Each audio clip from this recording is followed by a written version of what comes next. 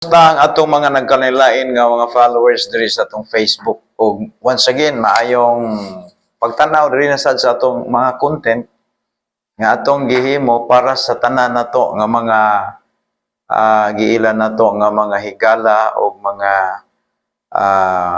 tawag nato mga sumusunod gyud sa Ginoo. Now, atong isgutan karon unsa ang dagan karon sa kalibutan. Ingon ang John chapter 15 verse 18 to 19, ingon diri si Jesus Christ sa iyang mga apostles, imungon pa na diha, "If the world hate you, ye know that it hated me before it hated you." Ingon siya sa 19, "If ye were of the world would love his own. But because ye are not of the world, but I have chosen you out of the world, therefore the world hated you." Alright, so that is the very awesome verses tonight. That is the orientation of God to all the followers of Him.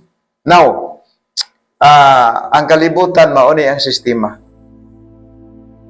Kung magpuyo ka sa kalibutan nga magkinabuhi nga tarong, mao gini ang imuhang dangatan. A lot of people condemn you.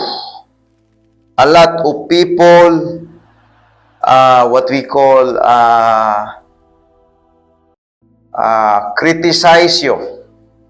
If you are teaching the truth, the Christ doctrine, so a lot of people hate you. And that's very true, my friend. Muna nga daghang mo kundim nimo. Mo kundim. Sama aning nakita nimo nga video. Oh. Kaya nga naman mo kundim man sila nimo. Anong ingonana man nilang pagbati? Kay gusto sila aning kalipay. O kalipay kani ba? Kani kalipay.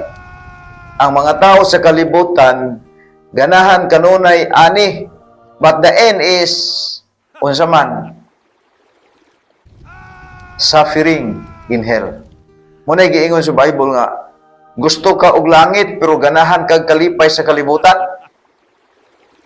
Dili na mao guys. Now, imong tan-awon ang mag-suffer alang sa katuyuan sa Dios mo enter sa gitawag og kingdom. Muadto siya sa gitawag og kingdom.